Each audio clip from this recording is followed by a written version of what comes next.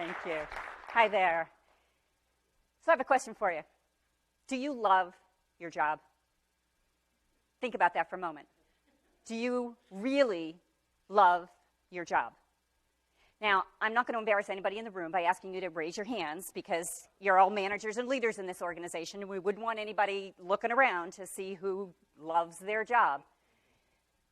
But when we think about this from the perspective of our employees, what do you think would happen if you asked your employees, do you love your job?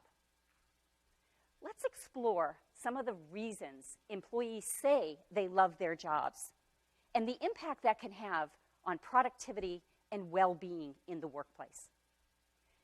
Reason number one, I have the tools to do my job. Now, that might seem pretty obvious, right? So if you want me to do a job, I've got to have the tools to do my job.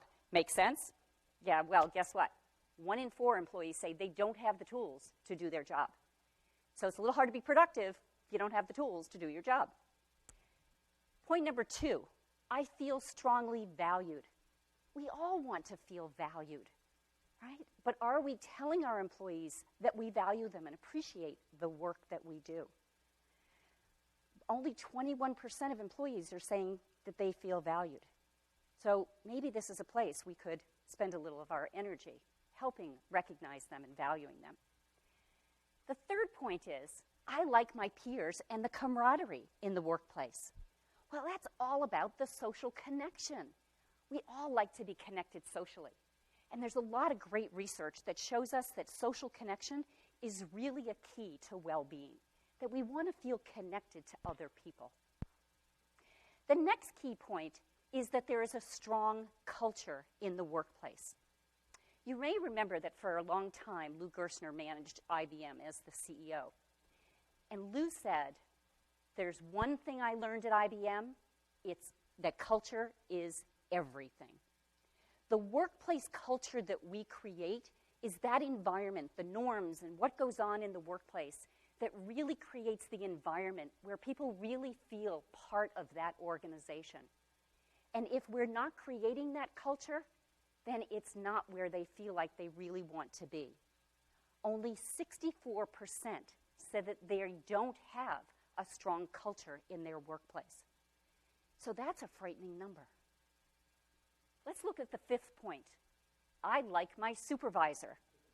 Okay, well, how many times have we heard, people don't quit companies, they quit their managers, right? Well, only about 50% of employees are satisfied with their managers. Let's look at the 6th point, which is opportunity for professional development and growth. We all want to feel like there's some place to go. We can continue to achieve and move forward in our careers. And yet so many times employees are saying, I don't feel like there's any place to go here, or I'm not learning any new skills. So individual growth and development got to be a key part of really what we're doing in the workplace with our employees. The next key point is the commitment to the vision of the organization. As leaders, you set that vision. You communicate that vision to the workforce. And if that vision isn't clear, sort of like, okay, why are we here? What are we doing? We've got to have a very clear vision. When employees are committed to that vision, then they really feel like there's a reason to get out of bed in the morning. There's a reason to be here. I'm part of something bigger than just me. That has to start in the hiring process. We need to make sure that from the beginning, we're hiring the right people who can be on board with that vision, and that we're clearly articulating what that vision is and why we have a purpose here. Purpose is so important. Gallup research tells us that purpose is really the #1 piece of well-being.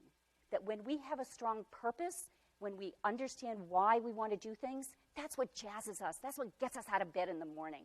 That's why we want to be here. And our last point is around good work-life integration.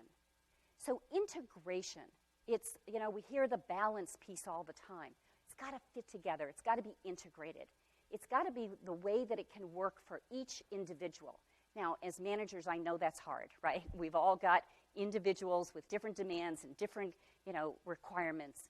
But we have to be conscious about that. We have to provide those opportunities for employees to be able to match the work with their life so that they don't feel that one's outweighing the other. So our job as managers and leaders is to create the culture and the conditions in which employees can show up every day doing their best, where they feel valued and where they can thrive. And that's when people will say, I love my job. Thank you.